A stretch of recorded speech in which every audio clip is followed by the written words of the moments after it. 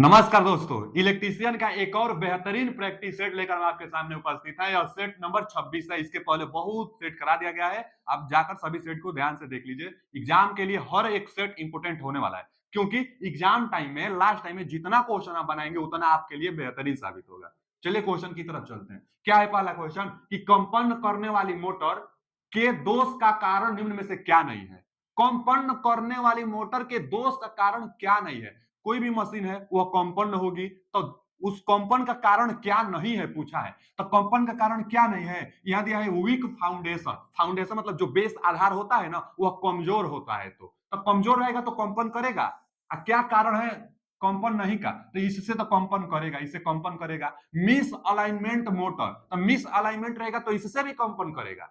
Miss alignment का मतलब एक सीध में नहीं है। चाहे बियरिंग हो, चाहे कोई भी मशीन का पार्ट हो, अगर जो सिस्टमेटिक ढंग से होना चाहिए, अगर उस सिस्टमेटिक ढंग से अलाइनमेंट नहीं है तो क्या होगा, कंपन करेगा। वही लिखा है मिस अलाइनमेंट, तो मिस अलाइनमेंट रहेगा तो क्या होगा कि कंपन करेगी मशीन भाई। अच्छा जी, आगे दिया है फॉल्ट फ्री ग्राउंड कॉन्टेक्ट। तो ग्राउंड कॉन्टेक्ट को अर्थिंग कहा जाता है, और ग्राउंड कॉन्टेक्ट जो होता है, जो जो भी कोई भी फॉल्ट हो, फॉल्ट फ्री हो अथवा फॉल्ट ग्राउंड कॉन्टेक्ट हो, ग्राउंड कॉन्टेक्ट से कंपन पर कोई प्रभाव नहीं पड़ेगा। वही पूछा था कि क्या कारण नहीं है, कंपन का कारण क्या नहीं है, तो ये ग्राउंड कॉन्टेक्ट है। तो इसका जवाब यही सही हो जाएगा। बाकी यह वीक फाउंडेशन रहेगा तो कंपन करेगा। अच्छा, डिफेक्ट ऑफ बियरिंग रहेगा तो भी कंपन करेगी, क्योंकि जो बियरिंग है, बियरिंग के कारण तो कंपन होते हैं मशीन हल्का फुल्का, चाहे डिफेक्टेड फ्री रहे चाहे डिफेक्टेड बियरिंग रहे, बियरिंग के कारण कंपन होता है। मिस अलाइनमेंट रहेगा तो भी कंपन संभव है, और फाउंडेशन वीक रहेगा तो भी कंपन संभव है। किससे कंपन नहीं होगा, तो ग्राउंड फॉल्ट से कंपन नहीं होगा। इसका कौन सा ऑप्शन सही है, C option is right answer. Common sense वाला क्वेश्चन था। बहुत ऐसा क्वेश्चन आएगा ना जो आप शायद कहीं नहीं भी पढ़े होंगे, लेकिन वहां पर आपका कॉमन सेंस क्या कह रहा है उससे आप लगा दीजिए। चलिए आगे, पहला क्वेश्चन क्या है, और मतलब आज का अगला क्वेश्चन है कि थ्री फेज सिंक्रोनस मोटर द्वारा उत्पन्न फेज वोल्टेज नीचे दिया गया है। अच्छा जी, नीचे फेज वोल्टेज दिया गया है। क्या क्या दिया गया है, ई आर बराबर 20, 200 200, यहां भी 200 होना चाहिए। ठीक है, क्योंकि जो फेज वोल्टेज होता है सब में बराबर होना चाहिए, तो एक जीरो छूटा हुआ था, यानी 200 वोल्टेज जीरो अंश पर है, 200 वोल्टेज माइनस 120 फेज डिफरेंस है, बाकी फिर 200 वोल्टेज या प्लस 120 फेज डिफरेंस है। देखा जाए तो तीन फेज बोला भी था, आर वाई भी तीन फेज है भी, लेकिन तीनों फेज में एक फेज रिफरेंस होता है। रिफरेंस कोई भी हो सकता है, यहाँ पर रिफरेंस जो जीरो अंश वाला होता है वही रिफरेंस मानी जाती है, तो जो आर वाला है वह रिफरेंस फेज है। अच्छा, रिफरेंस फेज का मतलब कि यहाँ पर कहीं पर बना लीजिए, देखिए यहाँ पर हम बना ले रहे हैं, जो तीनों फेज होगा ना बच्चा, तो रिफरेंस का मतलब आप किसको मान रहे हैं, हम इसको रिफरेंस मान रहे हैं, इसको रिफरेंस मान रहे हैं। रिफरेंस यानी यही आर फेज है, यह आर फेज है। अब देखिए, यह जो वी आर है, वोल्टेज आर, आर फेज का वोल्टेज है, जो कि यहाँ पर ई चाहे भी लिखिए कोई दिक्कत नहीं, वोल्टेज है। तो आर फेज 200 वोल्ट है जीरो अंश पर, जीरो अंश हम रिफरेंस मानते हैं। अब इससे माइनस में मतलब लैग होना चाहिए, तो माइनस में ये वाला वोल्टेज है वाई वाला, तो यहाँ पर भी वाई वाला वोल्टेज होगा, क्योंकि माइनस। अच्छा, तीनों फेज 120 डिग्री पर होते हैं, आप तो ये भी जानते होंगे, तीनों फेज एक दूसरे से 120 डिग्री पर होते हैं। कई बार पूछ लेता है कि थ्री फेज फेज डिस्प्लेसमेंट कितना अंश का होता है, 120 अंश का होता है। अब यहाँ पर होता है माइनस 120, रिफरेंस आप आर माने थे, तो इससे लैग करना चाहिए, माइनस का मतलब यही हुआ। अब प्लस का मतलब इससे आगे, तो इससे आगे ये वाला होना चाहिए, इससे आगे 120 डिग्री इससे आगे फेज डिफरेंस में, तो यह कौन सा है, प्लस वाला, यानी बी वाला है, तो भी बी वाला है। अब देखिए ना, आर वाई बी है ना, आर बी वाई भी पढ़िए, इसको जो भी पढ़िए, आर बी वाई चाहे आर वाई बी, तीनों फेज डिफरेंस हम लिख लिया है, तीनों एक दूसरे से 120 डिग्री पर होता है। और रिफरेंस जो मानेंगे, यह जीरो अंश का है, यह माइनस 120, यह प्लस 120। अब इसको लिखना है। अब दो प्रकार से फेज, वैसे तो फेज सीक्वेंस तीन होता है, एक जीरो फेज सीक्वेंस, एक पॉजिटिव फेज सीक्वेंस, एक निगेटिव फेज सीक्वेंस। तो हमेशा पॉजिटिव, कुछ नहीं दिया है तो हमेशा पॉजिटिव फेज सीक्वेंस मानी जाती है। अच्छा, पॉजिटिव फेज सीक्वेंस कैसे लिखा जाता है, तो पॉजिटिव फेज सीक्वेंस लिखने के लिए जो आप रिफरेंस माने रहेंगे उसको पहले लिखना है। तो पॉजिटिव फेज सीक्वेंस में आर को हम पहले लिख लेंगे, उसके बाद एंटी क्लॉकवाइज रोटेट कराएंगे। पॉजिटिव फेज सीक्वेंस लिखने के लिए एंटी क्लॉकवाइज रोटेट कराएंगे। आज जहां है आप वहीं पर रहिए, पहला आर लिख लिए, अब एंटी क्लॉकवाइज रोटेट करेगा तो यहां पर क्या आएगा, यहां पर वाई आएगा, तो वाई लिखेंगे। उसके बाद एक बार और रोटेट कराएंगे। अच्छा देखिए, पहला बार तो आर लिख लिए, जब एक बार रोटेट कराएंगे तो वाई और बी यहां पर आएगा। एक बार जब और रोटेट करेंगे ना, तो जो y है y यहाँ और b जो यहाँ था वो यहाँ आ जाएगा, यानी यहाँ पर b आएगा। रोटेट कराना है, पहला आर लिख लीजिए, उसके बाद रोटेट कराइए तो y पहुंचेगा, फिर रोटेट करें तो b पहुंचेगा वहां पे। तो यही पॉजिटिव फेज सीक्वेंस है आर वाई बी। कुछ नहीं कहा है ना, फेज सीक्वेंस आपसे दिया है विकल्प में, तो आर वाई बी होना चाहिए, R Y B R Y B R Y B. इसका D option is right answer, positive phase sequence. Negative कहता तो हम क्लॉकवाइज रोटेट कराते, anti clockwise positive phase sequence में। अच्छा एक बात और जान लिए, आर वाई बी है, हो सकता यहाँ पे तो रिफरेंस आर को कहा था इसलिए यह हम लगाए हैं। यह भी हो सकता है कि वह रिफरेंस वाई को ले, कोई आपसे पूछ दे कि पॉजिटिव के सीक्वेंस में बताइए, तो वाई को रिफरेंस आप मानेंगे ना बच्चा, जब वाई को रिफरेंस मानेंगे तो पॉजिटिव मतलब एंटी क्लॉकवाइज रोटेट कराइए, जब एंटी क्लॉकवाइज रोटेट करेंगे तो वाई के स्थान पर क्या आएगा, बी आएगा, तो आप बी लिखेंगे। उसके बाद एक बार और रोटेट करेंगे तो क्या आएगा, आर आएगा, तो आप आर लिखेंगे। तो यह भी पॉजिटिव फेज सीक्वेंस है, ये भी पॉजिटिव फेज सीक्वेंस है, लेकिन रेफरेंस यहाँ पर आर को दिया था, तो आर के कारण यह निकल कर आएगा, इसलिए उसका D option is right answer, positive phase sequence है। कई बार निकालने को आता है पॉजिटिव फेज सीक्वेंस। अगला क्वेश्चन क्या है कि निम्नलिखित में से किस उपस्कर को, मतलब किस उपकरण, किस उपकरण में विद्युत धारा के उष्मन प्रभाव का प्रयोग किया जाता है। उष्मीय प्रभाव H बराबर आई स्क्वायर आर टी, जूल का नियम, जितना रेजिस्टेंस ज्यादा उतना हीट ज्यादा बनेगा। नाइक्रोम वायर का प्रयोग किया जाता है हीटिंग एलिमेंट के रूप में।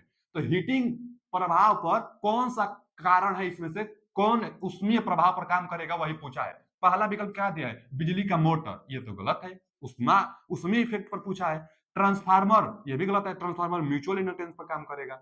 आगे इलेक्ट्रिक फर्नेंस, यही तो है, हीटिंग इफेक्ट पर काम करता है, इसमें हीट बनता है, दहन की जाती है उष्मा को, उसके बाद इसमें क्या की जाती है, मेटल को गलाई जाती है। तो इलेक्ट्रिक फर्नेंस हीटिंग इफेक्ट पर काम करता है, यही इसका सही जवाब है। आगे दिया है जनरेटर, तो जनरेटर भी नहीं, जनरेटर फैराडे के म्यूचुअल इंडक्टेंस के सिद्धांत पर कार्य करता है। तो हीटिंग इफेक्ट पर काम करता है इलेक्ट्रिक फर्नेंस। अच्छा, जो हीटिंग इफेक्ट में यूज की जाती है वायर, उसको हम लोग कहते हैं नाइक्रोम वायर।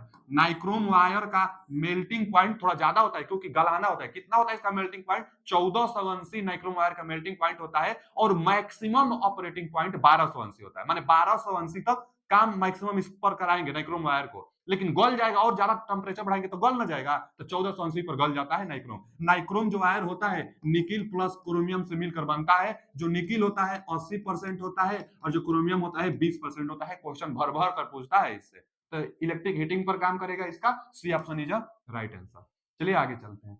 अगला क्वेश्चन क्या है बच्चा कि squirrel cage motor, squirrel cage motor एक इंडक्शन मोटर होता है। जो इंडक्शन मोटर था दो प्रकार से था, स्लिप रिंग और स्क्वायरल केज, तो वही है स्क्वायरल केज इंडक्शन मोटर की स्पीड निम्नलिखित द्वारा नियंत्रित की जाती है।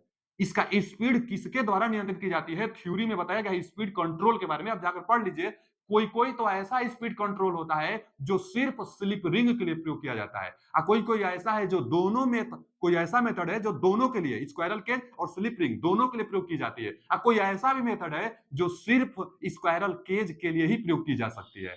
तो बहुत ज्यादा जो क्वेश्चन पूछता है, यह पूछता है कि स्लिप रिंग इंडक्शन मोटर की गति को कंट्रोल करने के लिए कौन सी विधि है, तो उसमें एक ऑप्शन होता है स्लिप रेजिस्टेंस मेथड। आप जानते भी होंगे कि स्लिप होता है, स्लिप रिंग वाले में आता है, और उसमें अलग से रेजिस्टेंस जोड़कर टार्क और स्पीड को कंट्रोल हम लोग कर लेते हैं। तो स्लिप रेजिस्टेंस जो मेथड होता है ना, उससे स्लिप रिंग का ही केवल प्रयोग किया जा सकता है। बाकी यहां पूछा था स्क्वायरल केज के लिए, ऑप्शन पढ़ लिया जाए। स्पीड कंट्रोल करना है, कौन सा मेथड होगा, स्क्वायरल केज के लिए पहला ऑप्शन क्या दिया है, सप्लाई की आवृत्ति में परिवर्तित करके। हाँ जी, सप्लाई आवृत्ति चेंज करके स्पीड चेंज होगा, क्योंकि फॉर्मूला आता है सिंक्रोनस स्पीड बराबर 120 एफ बटा में पी। अब फ्रीक्वेंसी आप चेंज करेंगे तो स्पीड चेंज होगा कि नहीं होगा, पोल चेंज करेंगे तो भी होगा। तो देखिए ना, ये तो सही है, सप्लाई की आवृत्ति में परिवर्तन करके स्पीड चेंज की जा सकती है, सही है। ध्रुवों की संख्या में परिवर्तन करके, ये भी सही है, ध्रुवों की संख्या में परिवर्तन करके स्पीड आप चेंज कर सकते हैं।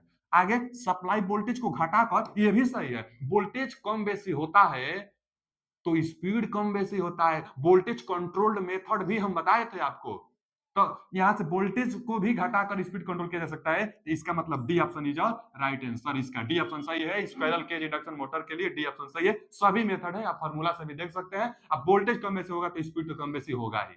आगे क्या है, अगला क्वेश्चन है, 1000 वाट का हीटर 200 वोल्ट विद्युत सप्लाई से जुड़ा है। यदि एक महीने में 30 घंटे तक जुड़ा रहता है, अच्छा, 1 महीने में 30 घंटे तक यूज किया जाता है इसको। क्वेश्चन में जो बता रहा है कि 200 वोल्ट का और 1000 वाट का एक हीटर है, 200 वोल्ट ले रही है, 1000 वाट का हीटर है। अच्छा, 1 महीना में 30 घंटा चलाई जाती है। यदि यदि यदि विद्युत के दाम 4 रुपए प्रति इकाई हो तो एक तो महीने का बिजली बिल कितना आएगा, यही पूछा है। ठीक है जी, बिजली बिल निकालने के लिए टोटल KWH निकालना होगा, टोटल यूनिट आपको निकालना होगा कि कितना टोटल यूनिट आया है। उसके बाद एक यूनिट का दाम दिया है 4 रुपए, तो टोटल यूनिट में आप गुणा कर देंगे तो टोटल आपका बिल पता चल जाएगा। अच्छा जी, टोटल यूनिट निकालने के लिए, व्यय ऊर्जा निकालने के लिए एक फॉर्मूला आता है जो आप 10वीं क्लास में पढ़े होंगे। क्या फॉर्मूला आता है?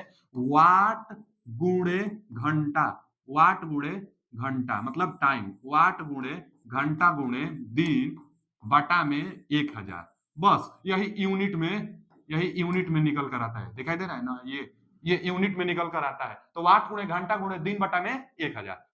अब टोटल यूनिट निकल जाएगी। अच्छा, संख्या भी देता तो संख्या का भी गुणा कर लिया जाता है। अब निकाल लीजिए, देखिए ना क्या है, यहाँ पर दिया हुआ है ना, सब मान भर दीजिए। वाट कितना वाट का है? 1000 वाट का, रख दीजिए 1000 वाट का। 1000 वाट का एक ही था, एक 1000 वाट का, बस एक ही था 1000 वाट का। अगर दो होता तो हम संख्या से भी गुणा कर देते। 1000 का बल्ब होता तो यही फॉर्मूला एक बार और लगाते, बल्ब के लिए भी हम निकाल लेते। यहाँ पर तो बस एक ही डिवाइस है। तो वाट 1000 वाट का कितना घंटा? तो देखिए, एक महीना टोटल दिन कितना है? 30 दिन। एक महीना में 30 दिन मानी जाती है, तो एक महीना 30 दिन। लेकिन यहां तो बोल दिया है कि एक महीने में 30 घंटे तक यूज किया जाता है, यानी हर रोज 1 घंटे यूज किया जाता होगा, तभी तो एक महीना में 30 दिन में 30 घंटे यूज हुआ है। तो हर रोज 1 घंटा 30 दिन तक, चाहे ओवरऑल इन दोनों के स्थान पर आप 30 घंटा भी लिख सकते थे, क्योंकि एक महीना में 30 घंटा यूज किया जा रहा है। यह कहता सवाल कि एक महीना तक बिजली बिल बताइए, अब प्रत्येक दिन 2 घंटे यूज किया जाता है, तो 2 घंटा यहाँ पर और 30 दिन एक महीना के लिए पूछा था, तब 30 के यहाँ गुणा कर देते। लेकिन एक महीना में 30 दिन तो ओवरऑल 30 से होगा। अब बाटा में 1000 पहले से है। अच्छा जी, 1000 पहले से है। अब यही यूनिट में निकल कर आएगा, तो 1000 से 1000 कट जाएगा, कितना आ रहा है निकल कर? 30 यूनिट निकल कर आ रहा है। KWH को ही यूनिट कहता है। 30 यूनिट टोटल निकल कर आ रहा है। व्यय ऊर्जा 30 घंटे के लिए, मतलब एक महीना के लिए, जो 1000 वाट का हीटर था। टोटल 30 यूनिट आ गया एक महीना में। एक यूनिट का दाम दिया है 4 रुपए, तो टोटल रुपए कितना लगेगा? 4 से गुणा कर दीजिए, टोटल रुपए पता चल जाएगा। तो 4 रुपया प्रति यूनिट। 30 यूनिट आया है, तो 4 तिहाई 12, 120 रुपया। देखिए इसका D option is right answer. 4 unit का गुणा करेंगे ना, एक यूनिट का दिया है ना प्रति इकाई, एक यूनिट का 4 रुपया, तो 30 यूनिट का 4 तिहाई 12, 120 रुपया होगा। इसका D option is right answer. अगला क्वेश्चन क्या है बच्चा कि एक 110 संबंध है 100 वोल्ट पीटी मतलब पोटेंशियल ट्रांसफार्मर का उपयोग वोल्ट मीटर के साथ किया जाता है, जिसका रीडिंग 24.5 वोल्ट है। मापी जाने वाली वोल्टता का मान ज्ञात करें। अच्छा जी, मापी जाने वाली वोल्टता का मान पूछा है, क्योंकि जो पोटेंशियल ट्रांसफार्मर होता है, जो पीटी होता है, यह एक इंस्ट्रूमेंट ट्रांसफार्मर है जो वोल्टेज को मेजर करता है, हाई वोल्टेज को लो वोल्टेज में करके मेजर करता है। अच्छा जी, पूछा भी क्वेश्चन है आपसे कि कोई यह पोटेंशियल ट्रांसफार्मर रीडिंग दे रही है 24.5 वोल्ट का, और मापी जाने वाली वोल्टेज का मान बताइए, माने इससे तो ज्यादा ही होगा, क्योंकि पोटेंशियल जो ट्रांसफार्मर होता है, जो पीटी होता है, इसका काम ही है हाई वोल्टेज को लो वोल्टेज में करना। ये माप रहा है, रीडिंग 24.5 दे रहा है, तो कितना मेजर करता होगा? इससे तो ज्यादा, क्योंकि हाई को लो मेजर करता है, तो 24.5 वोल्टेज को यह इससे तो ज्यादा जवाब होगा। मापी जाने वाली वोल्टेज के मान बताइए, तो इससे ज्यादा होगा 24.5, ये नहीं होगा, ये भी नहीं होगा। अब ये और ये दोनों में से कोई हो सकता है, क्योंकि मापी जाने वाली इससे ज्यादा होगी। कैसे निकलेगा? निकाल लिया जाए। यहाँ पर कितना वोल्ट दिया है, तो यह टर्न अनुपात दिया है कि 110 संबंध 100 वोल्ट पोटेंशियल ट्रांसफार्मर, तो यह टर्न अनुपात है। अब ट्रांसफॉर्मेशन रेशियो कोई पूछेगा के का मान, तो आप क्या बताते हैं? बताते हैं ना V2 बटा में V1, यानी सेकेंडरी साइड का वोल्टेज बटा में प्राइमरी साइड का वोल्टेज, बटा में प्राइमरी साइड का वोल्टेज, यही के का मान निकल कर आता है। ट्रांसफॉर्मेशन रेशियो निकल कर आता है। कई बार पूछ लेता है ट्रांसफॉर्मेशन रेशियो, चाहे स्टेप अप के लिए ट्रांसफॉर्मेशन रेशियो, तो यही V2 बटा V1 एक से ज्यादा आता है। स्टेप डाउन के लिए ट्रांसफॉर्मेशन रेशियो एक से कम आता है। इंसुलेशन ट्रांसफार्मर के लिए एक के का मान 1 आता है। इंसुलेशन ट्रांसफार्मर जिसमें दोनों तरफ टर्न बराबर होता है, तो के का मान V2 बटा V1 यानी निकल कर कितना आ रहा है? 10 बटा में 11 निकल कर आ रहा है। हाँ, एक और फॉर्मूला आप जानते हैं बच्चा, क्या फॉर्मूला आप जानते हैं? एक फॉर्मूला आप जानते हैं क्या अंशी, कि के बराबर जो निकल कर आता है वह होता है E2 बटा में E1। अच्छा, इसी को कई लोग V1 बटा में V2 लिखते हैं, कोई बात नहीं, V1 मतलब वो V2 बटा में V2 लिख दीजिए, V2 बटा में V1 बराबर I2 बटा में I1। अरे भाई इतना महत्वपूर्ण है ना कि छोटे छोटे न्यूमेरिकल में कई बार इस पर बनाई जाती है। अभी यही सवाल इसी पर बनेगा, बहुत ज्यादा इंपॉर्टेंट ये रिलेशन होता है। यही तो होता है के V2 बटा V1 भैया, V2 बटा V1 के को कहते हैं। के कमान दिया है, अच्छा के कमान दिया है तो के कमान रख लेंगे हम लोग। अब V2 बटा V1 देखिए ना, दिया क्या है कि जिसका रीडिंग 24.5 वोल्ट है, मापी जाने वाली वोल्टेज बताइए, यानी प्राइमरी वोल्टेज बताइए, यदि सेकेंडरी इतना मेजर कर रहा है तब। के कमान आपको पता है, निकल जाएगा, इसी पर निकलेगा। V2 कितना दिया है, 24.5 बटा में V1 आपको निकालना है। V1 माने प्राइमरी साइड का वोल्टेज निकालना है जो मेजर कर रहा है, दे रहा है रीडिंग इतना। के का मान रख दीजिए, के का मान है कितना, 10/11, 10/11।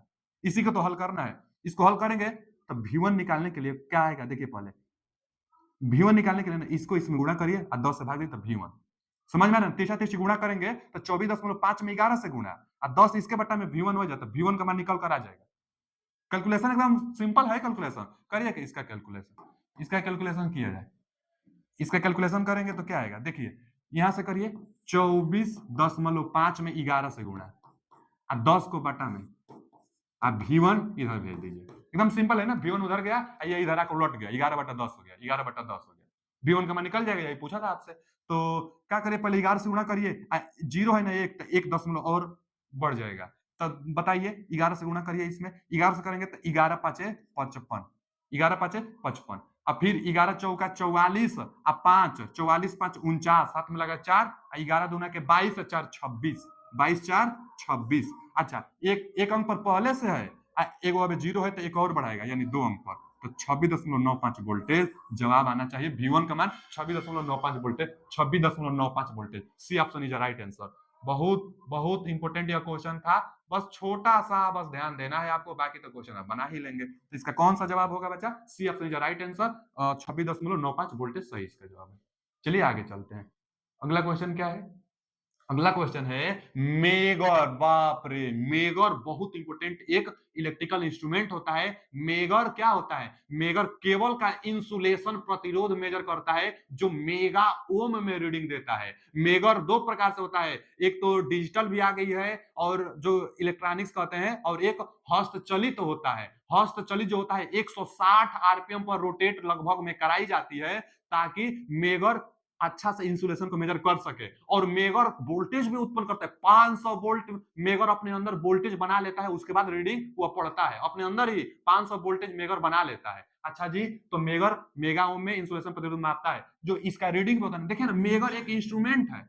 मेगर आ गया तो मेगर के बारे में क्या क्या आप जानते हैं, दिमाग में तुरंत छप जाना चाहिए। मेगर एक इंस्ट्रूमेंट है, यहाँ पर अगर हस्तचलित है तो एक हैंडल होता है जिसको रोटेट कराई जाती है 160 आरपीएम पर, 160 आरपीएम पर रोटेट कराई जाती है। इसके अंदर 500 वोल्ट बन जाता है और रीडिंग होता है। रीडिंग कहां से कहां तक होता है, अनंत से जीरो तक होता है। सुई होता है, यह सुई स्टार्टिंग टाइम में कहां होता है, सुई अनंत पर होता है स्टार्टिंग टाइम में, और उसके बाद अगर मेजर करेंगे इंसुलेशन प्रतिरोध अनंत में बता रहे तब तो ठीक है, मेगा ओम में सब रीडिंग भी रहता है।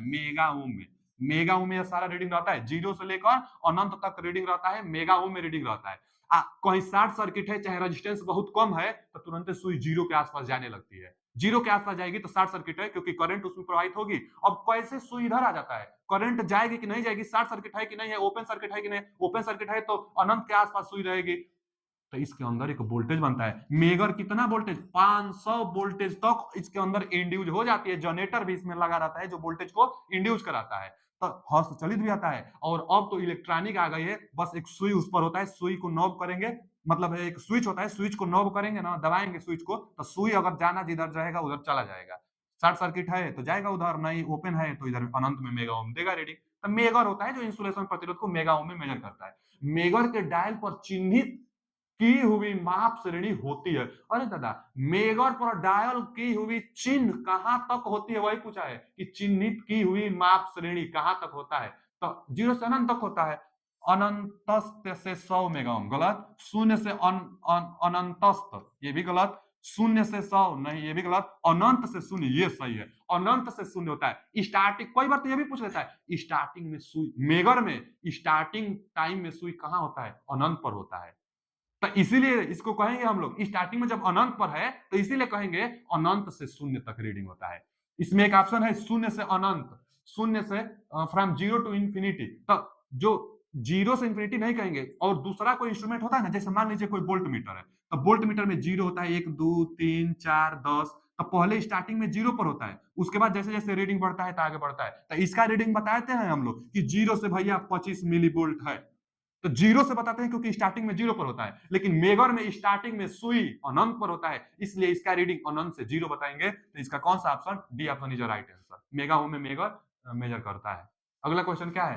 किसी विद्युत वितरण प्रणाली में किस विद्युत किसी विद्युत वितरण प्रणाली में किस विद्युत वितरण उपकेंद्र को दो दो ओर से विद्युत सप्लाई दी जाती है? अच्छा, देखिए ना, कोई ना डिस्ट्रीब्यूशन सिस्टम है, देखिए पढ़िए। in an electricity distribution system, which electricity distribution substation is supplied with electricity from two sides? कौन सा सब स्टेशन है? सब स्टेशन आप जानते हैं ना, सब स्टेशन आता है, उसके बाद लोकल सब स्टेशन आता है। तो जो सब स्टेशन होता है वहां पर फीडर डिजाइन की जाती है। फीडर करंट कैपेबिलिटी पर निर्भर करती है और डिस्ट्रीब्यूटर वोल्टेज पर निर्भर करता है। तो जो फीडर होता है, फीडर कई प्रकार से होता है। फीडर रेडियल टाइप से होता है, जो फीडर होता है ट्री टाइप से भी होता है, जो फीडर होता है रिंगमेन टाइप से भी होता है, और सबसे जो उत्तम है रिंगमेन फीडर ही सबसे अच्छा, सबसे उत्तम, सबसे विश्वसनीय रिंगमेन फीडर होता है।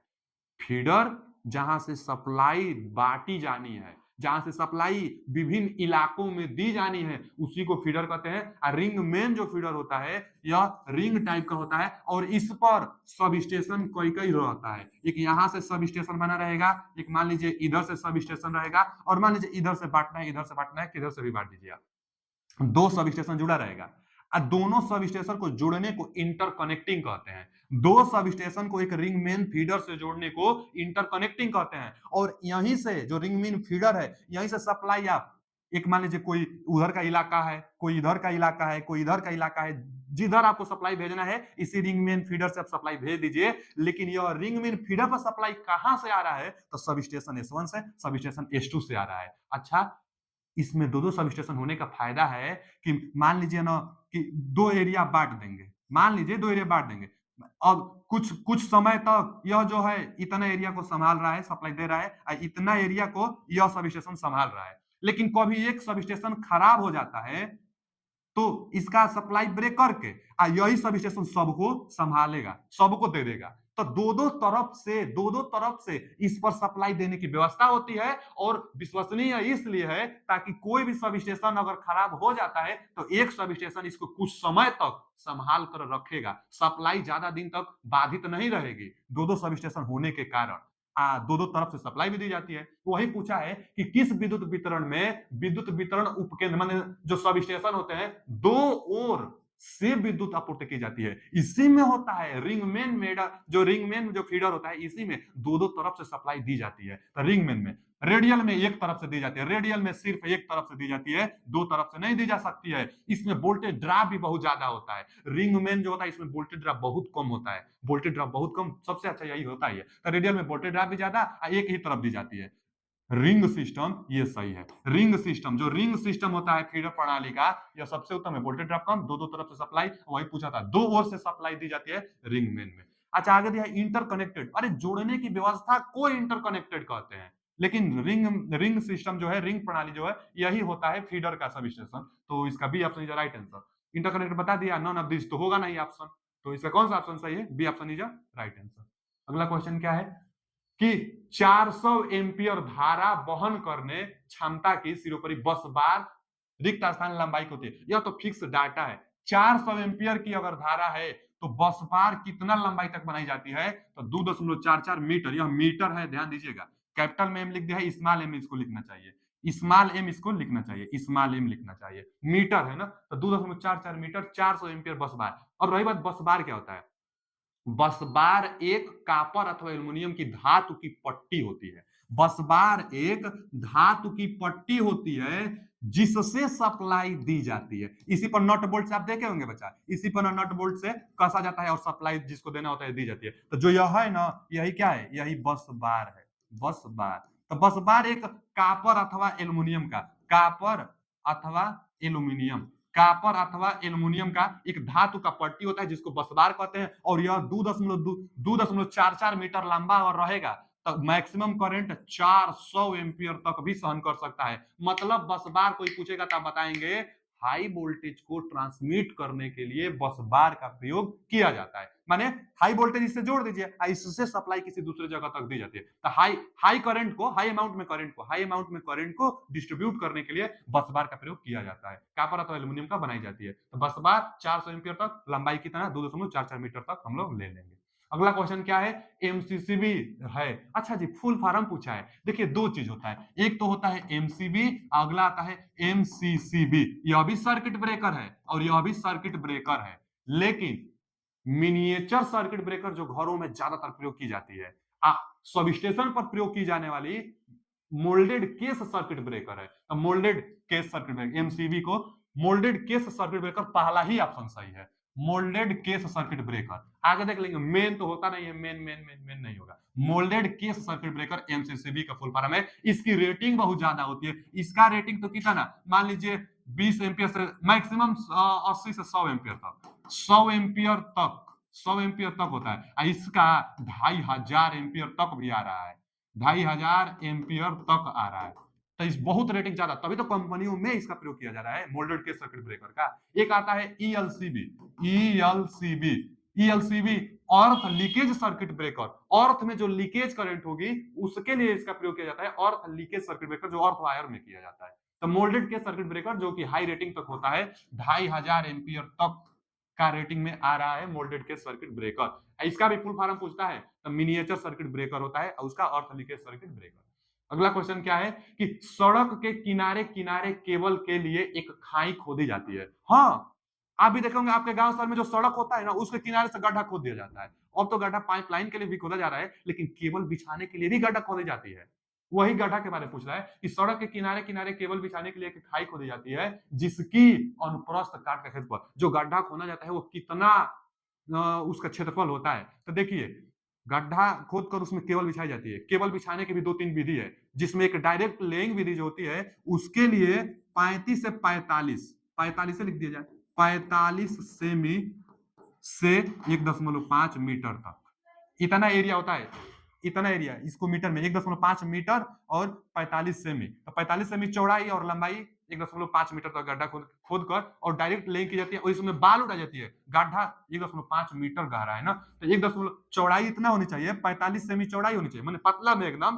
गड्ढा देखिए 1.5 मीटर, 1.5 मीटर अंदर तक गड्ढा है, तो केवल इतना नीचे क्यों, तो इतना मीटर गड्ढा खोद कर उसमें पहले बालू बिछा देंगे, बालू बिछाकर तब केबल, ऊपर से फिर बालू, उसके बाद मिट्टी से ढक देंगे। तो इसलिए, लेकिन यह डायरेक्ट लेइंग विधि में, अच्छा डायरेक्ट लेइंग विधि 1.5 इसमें है भी नहीं और डायरेक्ट लेइंग की बात भी नहीं किया है, तो इसका ए ऑप्शन राइट आंसर। क्योंकि जब डायरेक्ट लेइंग नहीं होती है तब 1 मीटर और 10.5 मीटर, 10.5 मीटर चौड़ाई और गड्ढा कितना, 1 मीटर गड्ढा इसका मतलब होता है, 1 मीटर गड्ढा होता है और चौड़ाई, जैसे गड्ढा 1 मीटर और जो चौड़ाई में आप गड्ढा खोदेंगे तो यह चौड़ाई कितना होनी चाहिए, 10.5 मीटर। तो 10.5 मीटर चौड़ा गड्ढा खोदकर उसमें केबल को बिछाई जाती है। तो ये देख लीजिए, अगर 1.5 मीटर वाला होता है तो यह डायरेक्ट लेइंग मेथड होता है। इसको भी बार बार पूछता रहता है कितना गड्ढा खोदी जाती है, 1.5 मीटर अंदर तक गड्ढा खोदी जाती है। अगर यह नहीं दिया है तो 1 मीटर और 10.5 मीटर चौड़ा वाला, तो ये ऑप्शन इज राइट आंसर। अगला क्वेश्चन क्या है बच्चा कि एक रिले आ गया। अच्छा सा क्वेश्चन, बहुत इंपॉर्टेंट क्वेश्चन है जो कि जेईई एग्जाम में तो एकदम खूब आ रहा है, खूब आ रहा है। इस पर रिले से यह क्वेश्चन है, क्या है, एक रिले 400 बाई 5 एम्पियर के धारा ट्रांसफार्मर, करंट ट्रांसफार्मर से संयोजित है और रिले की करंट सेटिंग 150% है।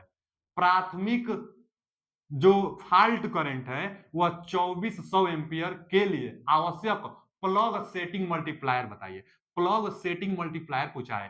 पी, देखिए प्लग सेटिंग मल्टीप्लायर को क्या कहेंगे, पीएसएम। पीएसएम कई बार आप देखे भी होंगे कि पीएसएम कितना होगा, पीएसएम कितना होगा, प्लग सेटिंग मल्टीप्लायर कितना होगा।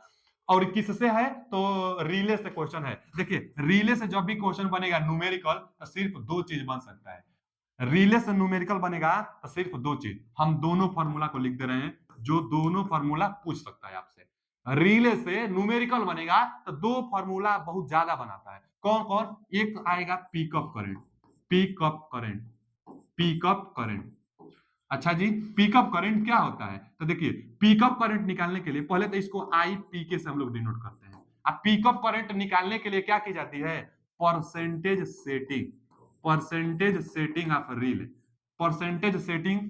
परसेंटेज सेटिंग का मतलब कि जो सवाल में परसेंटेज सेटिंग दिया होता है ना, जरूर दिया होगा, जैसे इसी में दिया था ना कि रिले की करंट सेटिंग 150%, तो वही परसेंटेज सेटिंग जितना परसेंट दिया है इसमें 150 परसेंटेज सेटिंग दिया है, तो वही परसेंटेज में सेटिंग को रखना होता है। तो परसेंटेज सेटिंग गुण सीटी का, सीटी का मतलब जो करंट ट्रांसफार्मर हो दिया है ना यहाँ पर करंट ट्रांसफार्मर, तो सीटी का secondary current, secondary, secondary current, secondary current, सीटी का सेकेंडरी करंट, सीटी का सेकेंडरी करंट। पहला तो ये पिकअप करंट के लिए फॉर्मूला, पिकअप करंट बराबर परसेंटेज सेटिंग गुणे सीटी का सेकेंडरी करंट कर देंगे तो वही पिकअप करंट, कई बार एकदम पूछ लिया है पिकअप करंट। और दूसरा इसमें पूछा है एक और, एक तो ये बहुत इंपोर्टेंट है फॉर्मूला, एक और फॉर्मूला इंपोर्टेंट है, कौन सा, तो पीएसएम, प्लग सेटिंग मल्टीप्लायर, इसमें पूछा है, इसमें देखिए क्या पूछा है, plug setting multiplier,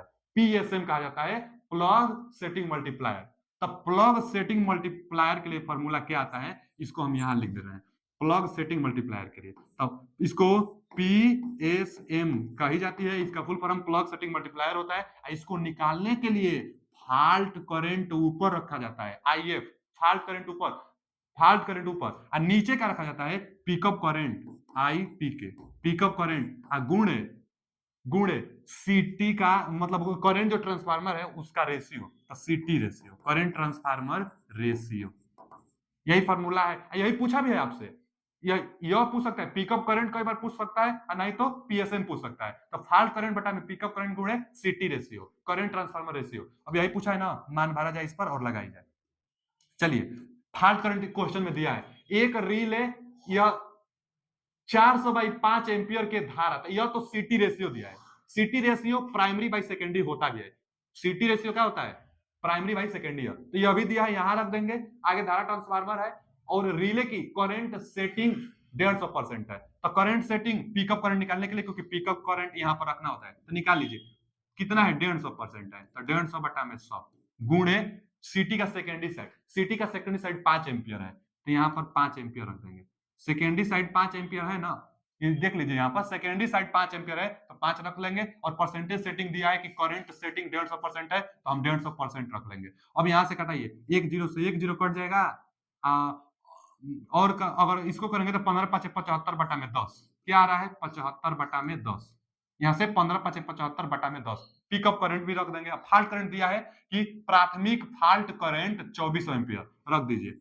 2400 ampere fault current, बटा में पिकअप करंट कितना गया 75 बटा में 10, बटा में 10 तो ऊपर चला जाएगा, 75 बटा में 10 ऊपर चला जाएगा। सीटी रेशियो है, सीटी रेशियो 400, सीटी रेशियो 400, बाटा में जो है यह फिर ऊपर चला जाएगा, बाटा में 5, तो बाटा में 5 जो है वो ऊपर चला जाएगा।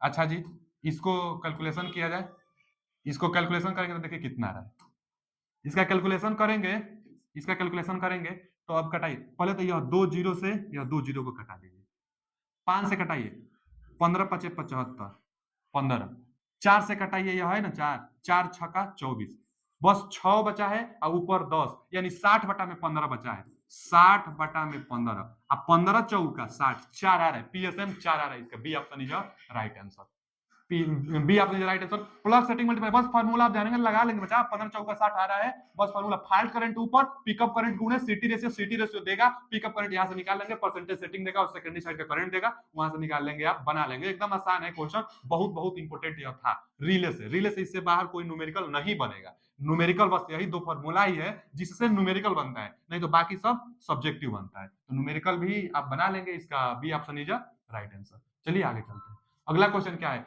1000 केवी के लिए डिजाइन की गई केबल में प्रयुक्त इंसुलेशन होता है, 1000 केवी का केबल है, देखिए ना 1000 किलो वोल्ट, 765 केवी से भी ज्यादा है, 765 केवी से भी ज्यादा है। 1000 केवी के लिए डिजाइन की गई केबल में प्रयुक्त इंसुलेशन होता है। तो इंसुलेशन पूछा है। सर्किट ब्रेकर आप नाम जानते होंगे, सर्किट ब्रेकर जो सर्किट को ब्रेक करता है और ऑन लोड माने जो लोड रहता है उस समय सर्किट ब्रेकर ऑपरेट की जाती है। तो 765 केवी जब होता है तो 765 केवी के लिए हम लोग SF6 सर्किट ब्रेकर का प्रयोग करते हैं। आइए तो 765 केवी से भी ज्यादा है तो किसका प्रयोग करेंगे? SF6 से क्या करेंगे, क्योंकि यही तो है जो कंप्रेस SF6 सर्किट ब्रेकर होता है, हाई वोल्टेज पर इंसुलेशन का काम करता है। इसका जो डाइलेक्ट्रिक स्ट्रेंथ होता है, डाई इलेक्ट्रिक जो स्ट्रेंथ होता है, जो डाइलेक्ट्रिक स्ट्रेंथ होता है, यह एयर से 2.5 गुना ज्यादा, यह भी क्वेश्चन पूछ लेता है, 2.5 गुना, एयर से 2.5 गुना ज्यादा होता है डाइलेक्ट्रिक स्ट्रेंथ किसका? SF6 जो गैस होती है इसका। SF6 सल्फर हेक्साफ्लोराइड इसको कहते हैं, सल्फर हेक्साफ्लोराइड जो गैस होती है इसका डाइलेक्ट्रिक स्ट्रेंथ जितना ज्यादा होगा उतना अच्छा इंसुलेशन होगा। तो SF6 का एयर से भी ज्यादा होता है 2.5 गुना, तो इसका मतलब SF6 सबसे अच्छा है। बाकी इन सबसे तो अच्छा ही है, तो 765 में खुद SF6 का प्रयोग करते हैं। इसका C option is right answer. SF6 gas का प्रयोग होगा किसमें? तो 765 केवी केबल का डिजाइन करने के लिए इंसुलेटर के रूप में। C option is right answer. अगला क्वेश्चन क्या है कि एक 3 phase 230 volt 50 hertz induction motor में 2% स्लिप है, घूर्णक धारा की आवृत्ति क्या होगी? घूर्णक मतलब जो रोटेट करता है, रोटर जो होता है, तो रोटर धारा की आवृत्ति आपसे पूछा है। घूर्णक जो रोटेटिंग पार्ट है उसकी आवृत्ति पूछा है। तो एक ही बात कई मतलब यह फॉर्मूला हर एक सेट में आ ही जाता है। क्या है वो फॉर्मूला जो क्या होता है? रोटर का फ्रीक्वेंसी, रोटर का फ्रीक्वेंसी बराबर स्लिप गुणे सप्लाई फ्रीक्वेंसी, यही ना फॉर्मूला होता है। अब देखिए रोटर का फ्रीक्वेंसी पूछा है, घूर्णक धारा की आवृत्ति माने रोटर की आवृत्ति आपसे पूछा है, तो रोटर की आवृत्ति पूछा है, आपको स्लिप चाहिए और सप्लाई फ्रीक्वेंसी चाहिए। दिया है 2% स्लिप दिया है और सप्लाई फ्रीक्वेंसी 50 हर्ट्ज दिया है, तो आप रख दीजिए 2% स्लिप का मतलब 0.2, 2% का मतलब बाटा में आप 100 करेंगे तो 2 अंक पर दशमलव लगाएंगे, बाटा में 100 करेंगे, इसके बाटा में 100 करेंगे तो यही ना 0.02 आएगा, स्लिप हो गया। और सप्लाई फ्रीक्वेंसी कितना है? 50 हर्ट्ज है, 50 हर्ट्ज है। अब गुणा करिए ना, 50 दुना के 100 और 2 अंक पर दशमलव, अब एक जीरो ये भी है, तो आप जीरो का तो जैसे यहां से देखिए ना, पहले चलिए पहले हम करते हैं 50 दुना के 100, 50 दुना के 100, 50 का गुणा हम 2 में किए हैं, 50 दुना के 100 आ गया। अब देखिए दशमलव 2 अंक पर है, आप भी लगाइए 2 अंक पर, 1 2 यानी 1 हर्ट्ज, 1 हर्ट्ज निकल कर आ रहा है। फ्रीक्वेंसी रोटर का 1 हर्ट्ज, इसका कौन सा option? B option is right answer. F R बराबर ए सेफ होता है, 50 दुना के 100, 2 अंक पर दशमलव लगाएंगे तो एक आ रहा है ना, 1.00, तो दशमलव के बाद 00 का कोई महत्व नहीं होता है, तो इसका कौन सा हो जाएगा? 1 हो जाएगा, 1 hertz, B option is right answer. अगला क्वेश्चन क्या है? अगला क्वेश्चन है कि फ्लेपर नोजल का प्रयोग रिक्त स्थान नियंत्रण में किया जाता है। ये बच्चा जो नोजल होता है ना, वो अभी फ्लेपर नोजल, यह प्रेशर प्रेशर जो मशीन होती है, प्रेशर मशीन में इसका प्रयोग किया जाता है फ्लेपर नोजल का। प्रेशर वो भी किसका? वायु का जो प्रेशर वाला जो डिवाइस होता है, वायु प्रेशर वाला जो डिवाइस होता है उसमें प्रयोग किया जाता है फ्लेपर नोजल का। अब यही पूछा है कि फ्लेपर नोजल किसके नियंत्रण में किया जाता है, तो दिया इलेक्ट्रिक वाले में, तो इसमें वायु की तो बातें नहीं आती है। हाइड्रो इलेक्ट्रिक में भी नहीं, हाइड्रो इलेक्ट्रिक पावर प्लांट जो होता है उसमें जल से रिलेटेड होता है, ये भी नहीं। फिर इलेक्ट्रिकल में तो होगा नहीं। प्रेशर न्यूमेटिक जो होता है ना, हम बताए थे इसको न्यूमेटिक पढ़ते हैं, पी से स्पेलिंग चालू होता है लेकिन पढ़ते न्यूमेटिक है। एक बात यह और आया था, वहां पर यह पूछा था कि कौन सा circuit breaker pneumatic circuit breaker होता है। तो न्यूमेटिक का मतलब हम क्या बताए थे आपको? जो वायु में होता है, जो वायु से ऑपरेट होता है, जो वायु से संबंधित रखता हो, वायु से संबंधित, जो वायु से रिलेशन करता हो, जो वायु से रिलेशन हो, चाहे वायु से जो भरा हुआ हो, उसी को कहते हैं न्यूमेटिक। तो न्यूमेटिक, अब फ्लेपर नोजल प्रेशर में आता है, अब प्रेशर वायु का जो प्रेशर में फ्लेपर नोजल आता है, और वायु किससे संबंधित है? न्यूमेटिक, वायु से जो रिलेटेड होता है, जिसमें वायु होती है उसी को न्यूमेटिक कहते हैं। तो इसका कौन सा ऑप्शन हो जाएगा? इसका C option is right answer. एकदम ध्यान से पढ़ लीजिए, एक बार और आया था सर्किट ब्रेकर में कि कौन सा सर्किट ब्रेकर जो होता है जो न्यूमेटिक होता है, उसका जवाब था एयर सर्किट ब्रेकर, क्योंकि जो न्यूमेटिक होता है वह एयर से ही रिलेटेड करता है। तो इसका C option is right answer pneumatic, क्योंकि फ्लेपर नोजल एयर में आएगा, एयर से रिलेटेड न्यूमेटिक, तो C option is right answer. अगला क्वेश्चन क्या है कि एक घरेलू ऊष्मीय उपकरण में सामान्यतः ऊष्मक तंतु का तापमान क्या होता है? अच्छा, घरेलू हीटिंग एलिमेंट है, जो उसमें हीटिंग एलिमेंट लगा हुआ है, ऊष्मक जो तंतु मतलब हीटिंग एलिमेंट जो लगा हुआ है उसका तापमान कितना होता है? तो हीटिंग एलिमेंट का तापमान घरेलू उपकरण में 500 से 980 तक होता है। याद कर लीजिए, डाटा फिक्स होता है कि जो घरेलू उपकरण लगा रहता है, नाइक्रोम का जो वायर होता है, वह घरेलू उपकरण में नॉर्मली कितना अंशी तक उसका टेम्परेचर बना रहता है जिससे कि वह ऊष्मा दे सके आपको? तो 580 से 980 तक होता है। तो इसका कौन सा option? A option is right answer. अगला क्वेश्चन क्या है? बाकी और सब उसमें कम था। किसी अधिष्ठापन की भू